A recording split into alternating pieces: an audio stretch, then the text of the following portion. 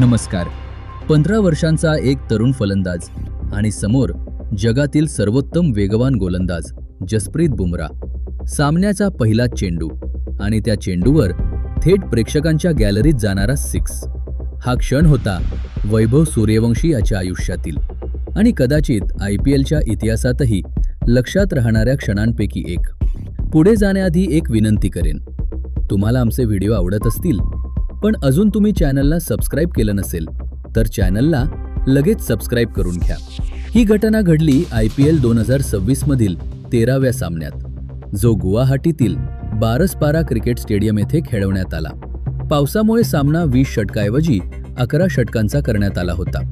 त्यामुळे सुरुवातीपासूनच दोन्ही संघ आक्रमक खेळणार हे स्पष्ट होतं.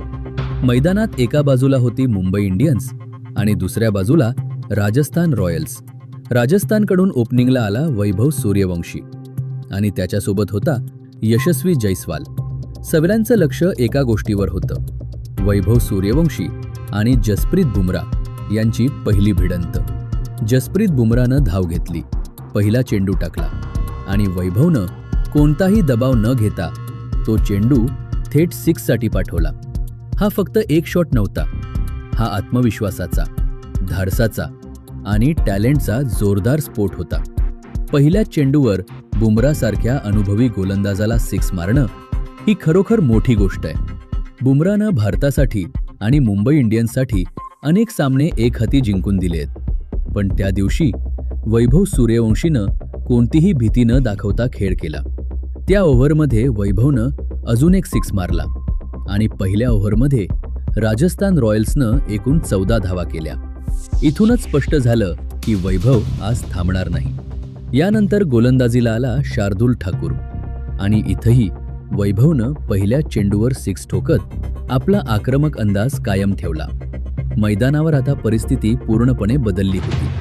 मुंबई इंडियन्सचा कॅम्प थोडासा दबावाखाली आला होता.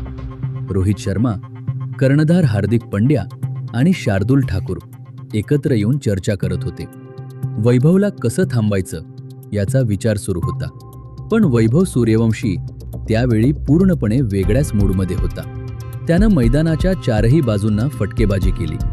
कोणत्याही गोलंदाजाला त्यानं सहजपणे हल्ला केला. वैभवनं फक्त 14 चेंडूत 39 धावा केल्या. या 39 धावांमध्ये 5 षटकार आणि 1 चौकार होता.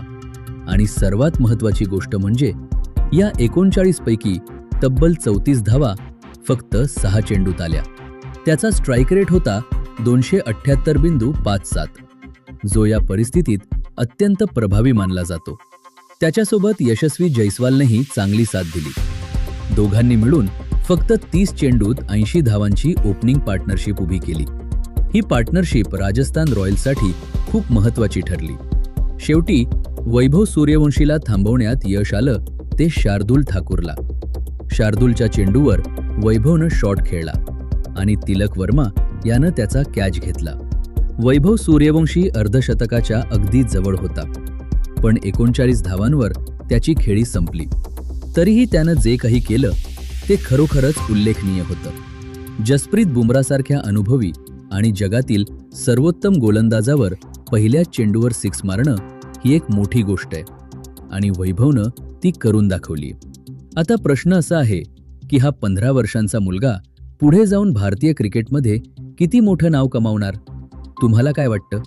वैभव सूर्यवंशी टीम इंडियासाठी भविष्यात मोठा स्टार ठरेल का? तुमचं मत कमेंटमध्ये नक्की सांगा आणि अशाच क्रिकेट अपडेटसाठी चॅनलला सबस्क्राईब करा. मी पुन्हा भेटेन अशाच एका मोठ्या बातमीसह. धन्यवाद.